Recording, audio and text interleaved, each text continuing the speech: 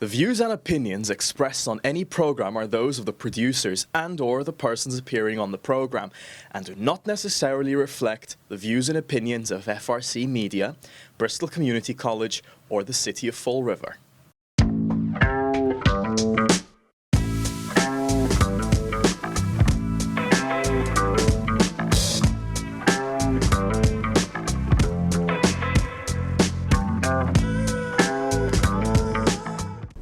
Welcome to our show, Our View on Public Safety.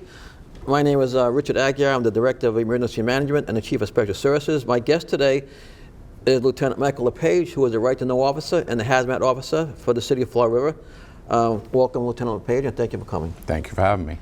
So, the previous show with Chief Savigny and Inspector Medeiros, we spoke about the SOP for car fires, lithium batteries, and I know you're working on the SOP. So, can you just bring it up to speed as to what you're doing with that? I know it's 24 pages or something, so it's a large SOP. So explain to us what would be in that SOP. Okay, so it's basically broken down to two halves. There is everything from lithium-ion battery wristwatches to all the way up to car fire, EVs, electric vehicles, and everything in between. So it's a guideline for our guys to address these incidents. So there's several pieces of equipment we're looking at purchasing to go along with the SOP. It stands for Standard Operating Procedure. And we're looking at specialty nozzles, we're looking at a fire blanket, we're looking at EV plugs. So there is a plug, like the charger plug. When you go to the charging station, you plug your vehicle in. There's dummy plugs that you use to plug in when you get to an incident at these vehicles, and what it does is it fools the system to thinking that the vehicle is in the charging station, so it doesn't take off. It keeps the vehicle from acting up on us. We're getting those and specialized tools for Rescue 1, and also overpack materials. So we have several size containers right now on Rescue 1, and they have it's called a cell block material that goes in. The battery goes into the container, the cell block goes in the container, and you fill it with that and seal the lid, and once it's in there, it can no longer do any harm, and then it gets transported per DOT regulations. So there's a whole methodology of that. I know you touched on, we spoke about the car fires in the past. And with those, again, the fire blanket we're looking at, suppressing the fire, the nozzles. One of the biggest challenges that I see in my research with the SOP is the public may not be aware. So when somebody owns an EV, electric vehicle, EV, I'll say EV for short, there's nothing stopping the general public from parking that vehicle in a public parking garage. Even if they're not at a charging station, they can just pull in like any other vehicle. The issue becomes is if they catch on fire in such an environment, it makes it very challenging for us to put that fire out, especially if it's an enclosed parking structure, not an open air one where, like on Pearl Street and 3rd Street, right. I'm talking about enclosed ones that might be underneath the building. It's going to be very challenging, difficult to put that fire out. I see that as being the biggest hazard to overcome right now. You mentioned watches with lithium batteries. Right. Has there ever been any incidents where they actually exploded on people's wrists? I haven't seen any evidence of that.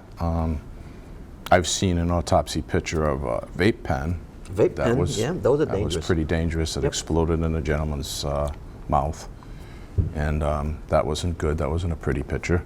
But it's a problem. It's a problem nationwide, worldwide. And as lithium-ion batteries increase in popularity, there's a big push towards electric vehicles. It's continuing to be a problem. So we need to address it up front with an SOP and get all ducks in a row. You spoke about modern equipment. Back in the days, we used to carry applicators on the trucks there, as you remember. Yeah. Oh, yeah. And hay bale bayonets and all that stuff, and we get rid of all that stuff. Right. So now all that old stuff is coming back to fight these particular fires. So the old was no good. Now it's coming back to fight these modern fires. It's kind of crazy how time goes on. So what I want to also talk about, Lieutenant Lepage, is your job as the right-to-know officer. I know that's a very important job for the city, and I can attest for the fact that you do a great job at it because you and I work very close on that stuff. So as the right-to-know officer, just explain to the public what you actually do and what is your job, and we're going to get into Tier 2 reports when you explain your job. Okay, so I have the opportunity publicly to recognize Richard as he's now the Chief of Special Services. He was Deputy Chief, he was recently promoted, and 50 plus years with the department. And I can attest to the fact that this gentleman works extremely hard. I see him every day. He's 2 doors down from me at headquarters. Very dedicated individual. Also is head of Special Services, which is a division of the fire department, which brings canteen and rehabilitation to firefighters on the scene, along with lighting and other things. And I think you got 21 people volunteering right now? 20 people. 20 people, okay, so you're usually around 20. They're dedicated too. I mean, they're out all hours of the day and night volunteering their efforts. And Richard leads that effort. He puts a lot of time into getting grants and equipment for the guys. My hat's off to you, Richard. You do an excellent, excellent job. Take a little Lepage, but this is not about me. It's about what you do, my brother. I understand, but I want to take the opportunity to let the public know that you have a hard-working individual with the city. Thank you. Thank you very much for that. So right to know, a lot of people, it's like, what is right to know officer? So that came in play back in the 80s. 1986 exact, right? Right, 1986 and mid-80s. And it's an EPA initiative. It's called EPCRA, Emergency Planning and Community Right to Know Act. And what that did was it recognized the fact that employees in the workplace were dealing with hazardous chemicals. And the right to know portion of EPCRA was sort of spearheaded the MSDS's material safety data sheets. So every chemical that was manufactured, and you had to have a material safety data sheet. And on that data sheet, there's information in there for employee safety. So it tells them, if you get this material on your hands, how do you, what do you do to clean it up? If you breathe it in, how do you handle that? What sort of protection should you be using with these chemicals? You should be wearing gloves, you should be wearing masks, goggles, whatever, a ventilated hood. Things of that nature. Also on there, there's all kinds of properties on the chemical itself. There's firefighting recommendations, whether it's on fire or release, particular equipment that we should be using in those environments. There's a lot of information on that. Later on, that got changed to a safety data sheet, and they streamlined it a little bit worldwide. So that was part of the EPCRA right to know. If you go into any workplace, they're supposed to have a right to know station that's accessible to the employees, and it's basically a billboard, and it has all kinds of information about the EPCRA law and the rights of the employee in the workplace, their safety in working with chemicals. And in that station is a binder, and in that binder is every single safety data sheet that is in the workplace that the employee could become in contact with. And at any time, they can go look up that information. So that's part of the right to know. In addition to that, there's labeling, specialized labeling that has to be on containers and tanks and things like that to make people aware that there's a hazard there. And then along with that, it expands to where notification is made to the State Emergency Response Commission, the Local Emergency Planning Commission, which Richard is head of, along with myself, I co-chair on that, and a local fire department. And what that is, it's called the Tier 2 report. It's electronic submission. Every year, March 1st, it's coming up. And this applies to any facility that manufactures or handles hazardous materials of certain types and quantities. They have to report electronically to those 3 organizations. And it does several things. It makes us aware of the hazards there, and it allows us to plan properly, which Richard is very good at as well. He receives the Tier 2s, I receive the Tier 2s, and from that we require a facility site plan to be attached to the report, and it's usually a PDF showing the layout of the facility with everything from the electric shutoffs, utility shutoffs, all the way up to chemical locations, quantities, types. A lot of information on the plans, and all of those plans are uploaded into iPads in all the emergency response vehicles in the fire department, so that when we respond en route, we can look up the plan and see and know where all the chemicals are. In addition to that, there's also information on the iPad that will tell us how to shut down certain systems safely. And also we do what's called a pre-plan. The chiefs will do a fire pre-plan. Those are on the iPad as well. So there's a lot of information on the iPad. Public doesn't realize that's at our fingertips that we have. And again, I mentioned your partnership with the Tier 2, and Richard goes into all of the nursing homes and the schools and daycare centers to get emergency plans for those facilities. He shares that information with me. And I don't know if you want me to expand on the software that I use as well. I just want to touch on something about the Tier 2s. What's the criteria and who has to report Tier 2 reports? Okay. Because we have a lot of facilities that don't have to report them, but there are some that have to report them. Right. So there's basically 2 different requirements. Any facility that has hazardous material with a safety data sheet, and they have a total amount, 10,000 pounds of a particular chemical throughout the facility. It can be in different forms throughout. The other requirement is what's called an extremely hazardous substance, which is short for EHS, and those quantities typically range a lot lower, 500 pounds. And those are the real nasty chemicals. That's why the threshold is lower. And so if those facilities have any of those chemicals, they are required by law to report to those 3 groups. And the fines for that are pretty steep. EPA doesn't mess around with that. And we have 64 or 60 something? About 68, typically, around 68 now. Facilities in the city. And talking about safety of the public, Bonnie Remington, during school, we have protections in place for that. You want to explain that, Lieutenant Lepage? We have. We worked on that together as well. Yeah, we have some facilities that if there's a school nearby and there's an incident at that location, that we have plans in place where the facility will notify some of these sites nearby, in particular the one that you mentioned, just to give them a heads up, say, hey, we got a problem here. We're either going to shelter in place or we're going to remove those people from the building.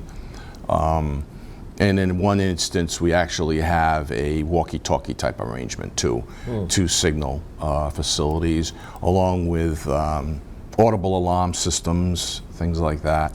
And this is all worked out planning through my office and Richard's office as well. We do regularly site visits, and I think it's good. I mean, it makes people aware of a potential hazard. That just being aware is always good. Right. Before I get into your haze-mate stuff, what did you want to touch on more on the Tier 2s? Or? Yeah, I just want to expand a little bit on the software. So along with EPCRA, EPA put out free software tools to the fire department and CERC and LEPC if they want to use them, but I don't know that they necessarily use them too much. I use it all the time, and it's a module that there's a data module that the Tier 2, electronic Tier 2 report uploads to, and that gives all the information on the facility. I don't want to get too technical. Then there's another module that is like a Google Earth type of arrangement where we can plot on there facilities. All of the Tier 2 facilities are plotted on there, and then created a lot of layers in there as well. So all of the schools, all of the nursing homes, all the daycare centers, all of those special locations are plotted on this map in different layers. So if we happen to have a release, an airborne release, which we call a chemical plume, that can get into the airstream and affect people's, obviously make them sick or could even kill them if it was bad enough. We can, with another module, we can run the plume.